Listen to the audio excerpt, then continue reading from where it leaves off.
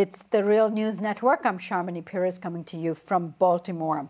Conflict between North Korean and South Korean governments have existed for decades. Last week, the U.S. pushed forward a draft bill to the UN Security Council attempting to impose some of the harshest trade restrictions yet.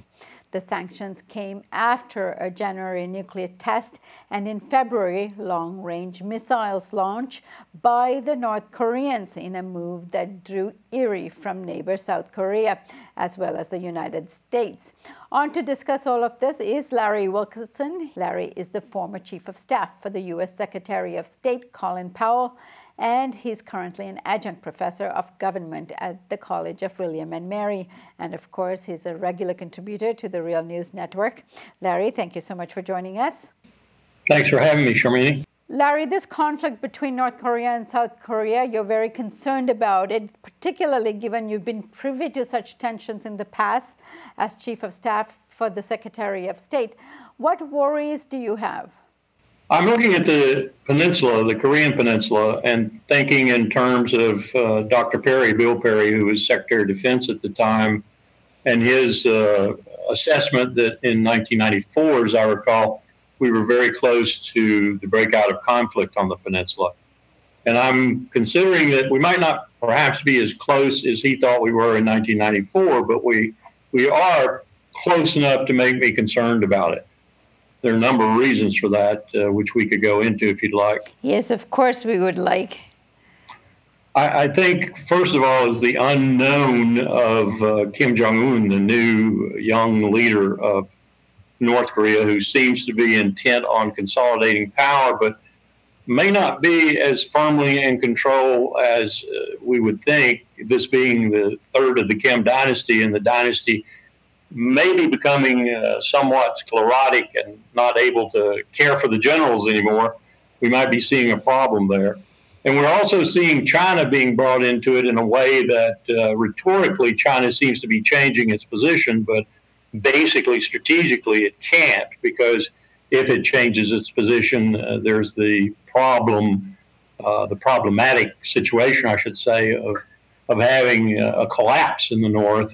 That is to say, if China stops its support in any significant way, while at the same time we're sanctioning the country to the maximum. And this will include going after some of the Chinese banks that might be acting as third parties in the hard currency exchange with North Korea, and putting, frankly, Kim Jong-un in a box when his leadership may be somewhat tenuous and he has to court the more hardcore elements in his military and strike out and do some things that might shock some of us. We've seen that kind of thing before, but there's always been a retreat from it. I'm just wondering if with the circumstances we now have in South Korea and those in North Korea, we might have a real problematic situation on the peninsula, a dangerous situation. Take us back to 1994 under Bill Perry. Give us a sense of what was happening there at the time and why it's relevant today. I think we had a set of similar circumstances for different reasons. We had a South that was prepared to stop taking what it was taking. We had a North that was absolutely intent on continuing to dish it out, whether it was against the Americans or against the South itself or what have you. And we had a situation that was only attenuated, if you will, when we began the negotiations over, of all things, their nuclear program, which wound up in the agreed framework and more or less tamped down the tension on both sides. In comes the George W. Bush administration and does away with that framework. And of course, now what we have is a nuclear power in North Korea. And let me hasten to add, Sharmini, that, and this is no reflection on policy as much as it is on reality.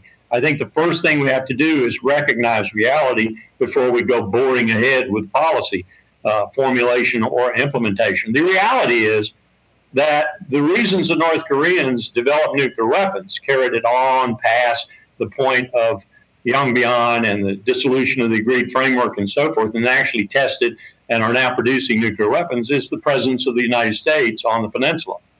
That's what gives Pyongyang paranoia. They are surrounded virtually.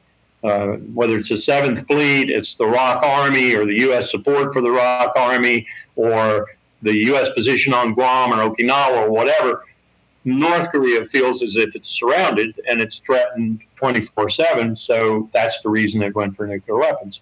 I think you could find the same rationale in almost any capital that today would undergo the technical expense and the problems associated with developing nuclear weapons. They have to be under a threat that they feel nuclear weapons is the only thing that will deal with.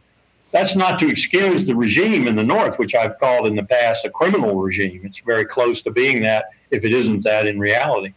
But it is to recognize the fundamental reality on the peninsula. The reason the North is acting the way it's acting is the U.S. troop presence in the South. Now, how real is this threat? There are many politicians, particularly this election year, that are talking about North Korea as being the greatest threat now that we have somewhat dealt with the Iran nuclear situation with the P5+1 agreement, and there's somewhat of a compliance there. People consider North Korea the greatest threat we are dealing with today in the U.S. How real is that? It's a real threat, but I tell you, these people frighten me. They frighten me greatly, profoundly, especially people like Marco Rubio, Ted Cruz, and Donald Trump, for that matter, who seems to be willing to take on almost anybody they can. There's a theory in international relations called conservation of enemies, and it simply means you don't want any more enemies at any given time than you can handle. And I have to say the United States has quite a few right now, thank you very much. So we don't need to build yet another one that might present us with the need to use military force. These people scare me. They frighten me. Hillary Clinton frightens me in that regard, too. We shied away in the Bush administration, as everyone should be able to figure out, from North Korea, even though it was a bigger threat in the grand scheme of things than was Iraq. North Korea was far more likely to divest itself for hard cash of some of its fissionable material or whatever to a terrorist group, far more likely to do some of the things we attributed to Saddam Hussein and to Iraq, but we went after Iraq because it was low-hanging fruit.